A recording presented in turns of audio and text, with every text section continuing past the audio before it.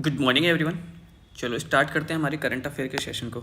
इस current affair के session में हम इंपॉर्टेंट जो ना एमसीक्यू देखेंगे कि डेली जो भी इंपॉर्टेंट एमसीक्यूज है और उनका एक्सप्लेनेशन भी हम देखेंगे। The Hindu, Indian express, Dainik Jagran, जो भी इंपॉर्टेंट जहाँ पे भी दृष्टि, जहाँ से भी हमें इंपॉर्टेंट कुछ करंट अफेयर मिल सकता है उन सबको देखेंगे। इंपॉर्टेंट देखो आप यूपीएससी के लिए रहने वाला है, उसके बाद में आरएस के लिए, यूपीपीसीएस के लिए करंट अफेयर तो जो भी है ना, international current affair, national current affair, कुछ स्टेट स्पेसिफिक, ये सारी चीज़ें ही है ना हम देखेंगे। ठीक है, तो सब्सक्राइब जरूर से करें आप प्रियांश एकेडमी को। ये कुछ इन्फॉर्मेशन है मेरे बारे में। चलो पहले क्वेश्चन से ही जो है ना वो शुरू करते हैं। हमारा जो फर्स्ट क्वेश्चन है वो है ऑपरेशन स्टोमेकर्स। ऑपरेशन स्टोमेकर्स के बारे में क्वेश्चन है। क्वेश्चन आपको इंग्लिश में भी मिलेगा यहाँ पे और इनके ऑप्शन भी हिंदी में। देखो आपको क्वेश्चन अटैम्प्ट करने से पहले क्या करना है, जैसे आप ये वीडियो देख रहे हो इसको पॉज करना है, अपना आंसर लगाना है कि आपका आंसर क्या हो सकता है। उसके बाद में आप राइट आंसर्स देखें और लास्ट में ये भी एनालिसिस देखें 10-15 क्वेश्चन में आपके कितने क्वेश्चन सही हैं। ये एक बेस्ट तरीका है ना क्वेश्चन अटैम्प्ट करने का। ओके, ऑपरेशन स्टोमेकर्स निम्नलिखित में से किसके द्वारा शुरू किया गया था? तो एक ऑपरेशन स्टोमेकर्स था, किसके द्वारा शुरू किया गया था? इंटरपोल के द्वारा ये शुरू किया गया था। देखो इंटरपोल के बारे में और इस ऑपरेशन स्टोमेकर्स के बारे में क्या क्या इंपॉर्टेंट है। जो तस्करी पीड़ित होते थे, यानी कि जिनको क्या किया जाता था कि उठा के ले जाते थे, किडनैप कर लिया जाता था, उनको हम तस्करी पीड़ित कहते हैं कि ना, उनको तस्करी पीड़ित लोगों को साइबर है ना फ्रॉड में मजबूर किया जाता था। यानी कि जिनको किडनैप वगैरह कर लिया, धोखाधड़ी, और इन लोगों को जिसको अपन मानव तस्करी कहते हैं, है ना, मानव तस्करी। इस मानव तस्करी में लोगों को पकड़ के ले जाते थे, किडनैप कर लेते थे बच्चों को, जैसे अपन कई बार कहते हैं कि बच्चे किडनैप हो जाते हैं। फिर इनको क्या किया जाता है, इनको साइबर फ्रॉड में मजबूर किया जाता है कि इनसे साइबर फ्रॉड, आजकल आप देखते हो ना साइबर फ्रॉड जो होते हैं, तो इनको साइबर फ्रॉड जो है ना उसमें मजबूर किया जाता है। इसी के लिए ना ऑपरेशन चलाया था, ऑपरेशन स्टॉर्म। ठीक है, तो ये आप ध्यान में रखना कि किससे संबंधित है, साइबर फ्रॉड से संबंधित था। अब आपके लिए एक क्वेश्चन है कि यहाँ पे ना जो है इंटरपोल के बारे में ना 2-3 चीज़ें देखते हैं, छोटी छोटी जो इंटरपोल के बारे में जो इंपॉर्टेंट है वो देखते हैं। इंटरपोल है, उसका पूरा नाम है अंतर्राष्ट्रीय आपराधिक पुलिस संगठन। ये एक पुलिस संगठन है, इंटरनेशनल क्राइम पुलिस ऑर्गेनाइजेशन है। 194 जो है ना इसमें मेंबर्स हैं और इसकी जो स्थापना हुई थी ना वो 1996 में हुई थी। आपके लिए एक छोटा सा क्वेश्चन है कि इंटरपोल का जो है ना मुख्यालय कहाँ पे? जरूर से जितने मैं बीच में जो क्वेश्चन पूछूँ ना उनका आंसर आपको जरूर से करना है। ये मैंने जानबूझ के यहाँ पे नहीं डाला है कि मुख्यालय कहाँ पे, ये आपके लिए छोड़ दिया है। और कल तो हम इनके राइट आंसर्स बताएंगे, जो आज पूछेंगे उनको हम कल आपको बताएंगे भी। नेक्स्ट क्वेश्चन है, इंपॉर्टेंट है बहुत ही, अभी हाईलाइट भी था। बन्नी घास का मैदान किस राज्य में पाया जाता है? बन्नी ग्रास लैंड हैं ये। तो बन्नी ग्रास लैंड है ना वो कौन से स्टेट में? Banni grassland is found in the which state? आपको बताना है, असम, बिहार, गुजरात, छत्तीसगढ़। तो कहाँ पे पाया जाता है? गुजरात में पाया जाता है। ठीक है, ये जरूर से ध्यान में रखना, इंपॉर्टेंट है। बन्नी घास का मैदान जो है ना वो कहाँ पे है? वो मोस्टली जो है ना गुजरात में, लेकिन गुजरात में भी कहाँ पे? कच्छ का जो रण है, तो कच्छ वाले रण में है। और ये कितना फैला हुआ है? 2618 वर्ग किलोमीटर में फैला हुआ है। गुजरात में लगभग है ना 45% है ना चारागाह है जो ना इसी में, कि जो ग्रासलैंड्स हैं 45% जो ना वो इसी यही घास इसमें पाई जाती है। और ये सिंधु घाटी की जो सभ्यताएं थी ना उसके तलछट से ये बनी हुई है ना, ये वहीं पे वही एरिया है सिंधु घाटी वाला। अब आपके लिए यहाँ पे भी एक क्वेश्चन है कि गुजरात में जो है ना कौन से सिंधु घाटी के ना जो है क्षेत्र थे जिनमें से एक बड़ा हाईलाइट हुआ था अभी थोड़े दिन पहले ही। ठीक है, तो उसके बारे में आपको जरूर से बताना है, जितने मैं क्वेश्चन पूछूँ वो आपको जरूर से बताना है। तो दूसरा क्वेश्चन आपके लिए हो गया कि गुजरात में सिंधु घाटी की साइट कौन कौन सी है, उनमें एक जो सबसे इंपॉर्टेंट है ना वो कौन सी है। और एक आप जरूर से बताना कि यहाँ पे एक जो है ना डॉकयार्ड था, है ना, एक क्या था यहाँ पे? डॉकयार्ड, बंदरगाह। तो आपको बताना है कि वो बंदरगाह कौन सा था, डॉकयार्ड जो है ना वो कौन सा था। तो 2 क्वेश्चंस जो है ना वो आपके लिए हो गए कि गुजरात में सिंधु घाटी की कौन कौन सी साइट्स हैं और उनमें से डॉकयार्ड जो है ना वो कौन सा था। जरूर से आंसर करना आप।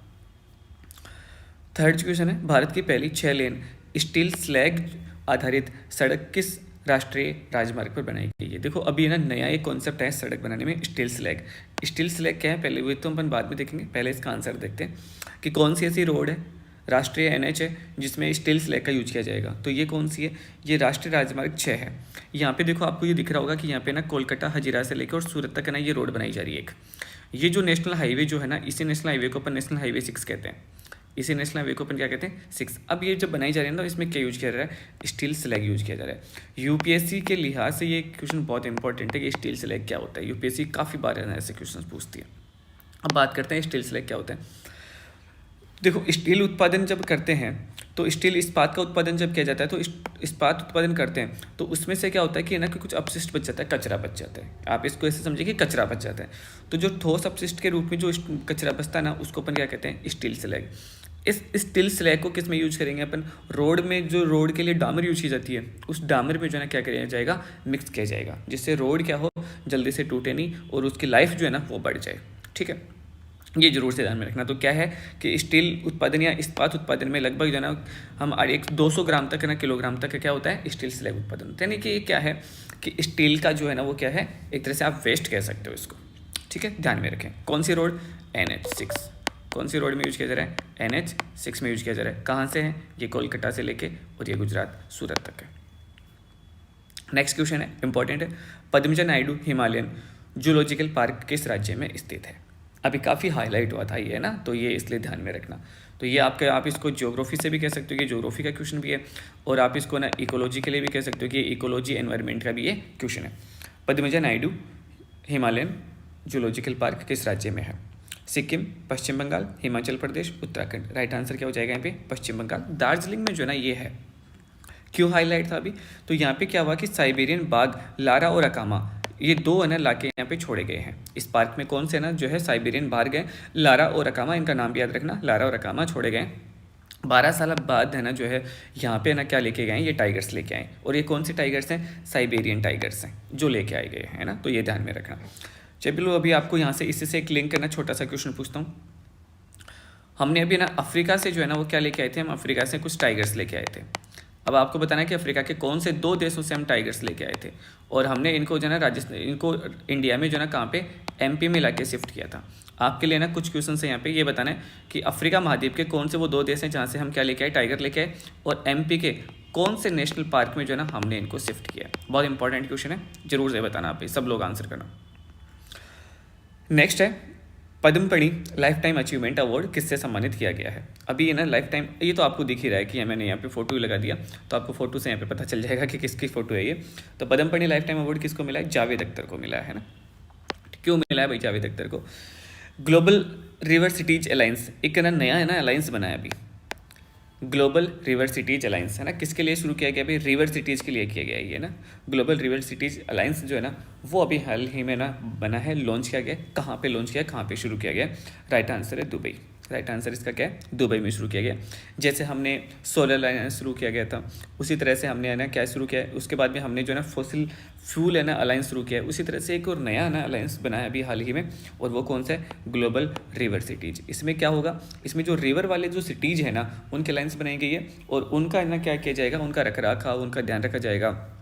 उनमें गंदगी वगैरह, जैसे नदी हम साफ़ कर रहे हैं, जैसे हमने गंगा एक मिशन चलाया था नमामि गंगे, उस तरह के मिशन चला के उन नदियों को क्या किया जाएगा, साफ़ किया जाएगा, उनका वेस्टेज को क्या किया जाएगा, कंट्रोल। आपको यहाँ पे नमामि गंगे की फोटो भी दिख रही होगी। दुबई में क्यों किया गया था ये, दुबई में इसलिए किया गया था, अभी COP28 है, और COP28 का जो है ना सम्मेलन चल रहा था। अभी ये सम्मेलन कहाँ पे चल रहा है, ये सम्मेलन दुबई में चल रहा है। ठीक है, तो ये दुबई में सम्मेलन चल रहा था, तो COP28 इसी की मीटिंग्स में ना ये अलायंस बनाया गया। एक क्वेश्चन है छोटा सा आपके लिए, इसमें सबसे बड़ा जो है ना COP28 में जो है ना मिशन में जो एक बात चल रही है, जीवाश्म ईंधन, फॉसिल फ्यूल, कि इनमें क्या की जाएगी, इनमें कमी की जाएगी। फॉसिल फ्यूल्स में क्या की जाएगी, कमी की जाएगी। 2030 तक जो है ना एक टारगेट रखा है हमने कि 2030 तक है ना हम क्या कर लेंगे, कुछ परसेंट ना कमी करेंगे। आपको ये बताना है कि कितने % की कमी करेंगे हम, आपको ये बताना है कि कितने % की कमी करेंगे हम। 2030 तक का हमने टारगेट रखा है। एक और टारगेट है यहाँ पे, हमने एक और टारगेट कहा है कि नेट जीरो। हम क्या करेंगे कि नेट जीरो की विश्व को है ना, पूरे वर्ल्ड को नेट जीरो बनाने वाले हैं। नेट जीरो, और ये नेट जीरो का भी ना हम टारगेट ईयर रखा है 2000। आगे आपको बताना है कौन सा ईयर है। देखो जितने मैं क्वेश्चन पूछता हूँ उसको आप बिल्कुल इंटरेस्ट के साथ में एक पेपर पे लिख के उनको सर्च करके आंसर करोगे तो आपको क्या कि लाइफ लॉन्ग याद रहेंगे। अदरवाइज अगर मैं इनको आंसर बताता जाऊँगा यहाँ पे तो आपको वो ज़्यादा देर है ना आपके डेटा ना आपके दिमाग में रहेगा नहीं। इसलिए बहुत सारी चीज़ें ऐसी है कि मैंने आपके ऊपर छोड़ दी है। और इस सेशन का ये भी एक फ़ायदा है, बहुत बड़ा फ़ायदा ये मिलने वाला है आपको कि मैं जो 10 क्वेश्चन करा रहा हूँ उसमें आपको 20 क्वेश्चन आपसे पूछूंगा, तो हमारे 30 क्वेश्चन ऑलमोस्ट ना चलते रहेंगे। कुछ एक्स्ट्रा इन्फॉर्मेशन मैं देता रहूँगा तो 30 की जगह कितने हो जाएंगे, 40 क्वेश्चन हो जाएंगे हमारे पास में। डेली 40 इंपॉर्टेंट इन्फॉर्मेशन आ जाएगी, जो कुछ पॉलिटी से लिंक होगा, जो कुछ इकोनॉमिक्स से लिंक होगा, जो कुछ जियोग्राफी से लिंक होगा, तो कुछ हिस्ट्री से लिंक होगा। जैसे मैंने गुजरात में जब बात करी थी तो उसको इंडस वैली वाले क्वेश्चन आपसे पूछे, तो इस तरह से काफ़ी कुछ है ना हमारा है ना एक तरह से साथ चलने वाला है। ग्लोबल रिवर सिटीज अलायंस 11 देश हैं इसमें शामिल और 275 से अधिक है ना वैश्विक नदी वाले शहरों को शामिल किया है। किसको शामिल किया गया है? जो ऐसे शहर, ऐसे सिटी जो क्या है नदी के ना कॉर्नर पे, जैसे इलाहाबाद है, अहमदाबाद है, इलाहाबाद है, ये सब है ना। ये नदी संरक्षण के लिए किसके लिए किया गया? हमने किया गया कंजर्वेशन और है ना सस्टेनेबल वाटर मैनेजमेंट के लिए किया गया है। ठीक है, तो ये जरूर से ध्यान में रखना आप, है ना। ओके, नेक्स्ट क्वेश्चन है, इटली के सर्वोच्च नागरिक सम्मान से अभी हाल ही में किसको सम्मानित किया गया है? इटली का एक सर्वोच्च सम्मान है, इससे किसको शामिल किया गया? ये फोटो मैंने लगा दी तो आपको पता चल जाएगा कौन है ये भाई। कबीर बेदी है। कबीर बेदी को क्यों दिया गया? कबीर बेदी ने वहाँ पे काम किया था, किसमें? संदोकम में। एक जो है एक टीवी श्रृंखला थी, एक सीरीज थी, वेब सीरीज, उसमें संदोकम में काम किया था और इसलिए ना इनको क्या किया गया? ये ना इनको दिया गया। कबीर बेदी को और भी पुरस्कार दिए, वेनिस फिल्म, वेनिस से आप याद रखोगे, और pride of the nation award जो ना ये भी दिया गया। तो ये चीज़ें आप ध्यान में रखना। नेक्स्ट क्वेश्चन है, किस बैंक ने नारी शक्ति खाता बचत खाता खोलना शुरू किया है? एक बैंक है इनमें से, तो इसने नारी शक्ति ना बचत खाता खोलना शुरू किया। कौन सा बैंक है? दिख गया होगा आपको ना, बैंक ऑफ बड़ौदा है ये ना। कौन सा है? बैंक ऑफ इंडिया है। ओके, यहीं से आपके लिए क्वेश्चन है कि अभी एक हाल ही में एक बैंक ऐसा था जिसको ना जो है जिसकी सबसे ज़्यादा जो है ना ब्रांच है, प्राइवेट बैंक है जिसकी क्या है सबसे ज़्यादा क्या है ब्रांच है, और वो ब्रांच कहाँ पे? विदेश में। इंडिया का बैंक है। हिंट के लिए मैं आपको बताता हूँ कि प्राइवेट बैंक है, इसलिए SBI टिक नहीं करना है। ठीक है, तो वो कौन सा बैंक है ये आपको बताना है। नेक्स्ट क्वेश्चन है, वज्र प्रहार 2023 सैन्य अभ्यास किस राज्य में आयोजित किया गया? अभी वज्र प्रहार चल रहा था, और पहले तो आप ये बताओ कि वज्र प्रहार जो है ना वो कौन से देश के साथ में वॉर एक्सरसाइज होती है? अभी ख़त्म हुआ है ये, 20 दिन के लगभग ये चल रहा था, और अभी इसको हाल ही में ये है ना ख़त्म हुआ है। कौन से जो है ना कहाँ पे चल रहा था ये? मेघालय में। मेघालय में ना एक जिला है मेघालय का, उमरोई। मेघालय का कौन सा जिला है? उमरोई जिले में। अब आपके लिए यहाँ पे क्वेश्चन है, मेरा पहला क्वेश्चन यही है कि वज्र प्रहार जो है ना वो कौन से देश के साथ में होता है। ठीक है, अब जो मैंने क्वेश्चन आपसे पूछे ना, देखो वो कौन कौन से हैं।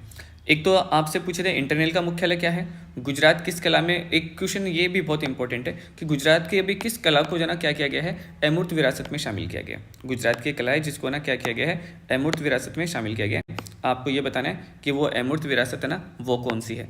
एक मैंने यहाँ पे आपसे क्वेश्चन पूछे थे गुजरात के बारे में, सिंधु घाटी सभ्यता के कौन से स्थल हैं? एक सबसे इंपॉर्टेंट स्थल था जो हाईलाइट था। एक मैंने यहाँ पे पूछा था बंदरगाह, कि सिंधु घाटी सभ्यता में कौन से क्या थे? बंदरगाह कौन से थे? ये आपसे पूछ लिया। फ्रांस के साथ में कौन से युद्ध अभ्यास होते हैं? एक आपको ये क्वेश्चन बताना है। इसके बाद में प्राइवेट सेक्टर का वो कौन सा बैंक है जो इसको सबसे विदेश में सबसे ज़्यादा शाखा है? COP28 का आयोजन स्थल, ये तो मैंने आपको बता दिया कि COP20 आयोजन स्थल क्या है? दुबई है। आपको ये बताना है कि इसमें हमने एक मिशन टारगेट रखा था नेट जीरो का, वो कौन सा ईयर है? ठीक है, थैंक यू, आज के लिए इतना ही है। और आप जैसा आप लोगों का रिस्पॉन्स आएगा इस सेशन को हम ना और भी ना अट्रैक्टिव और भी मज़ेदार बनाते जाएंगे। इसमें काफ़ी सारी चीज़ें और भी ऐड करते जाएंगे। अभी मैंने इसको छोटा सा आज ही बनाया, और आप लोगों का रिस्पॉन्स आएगा तो हम इसको और भी बेहतरीन तरीके से आपके लिए रिप्रेजेंट करेंगे। Thank you, all the best.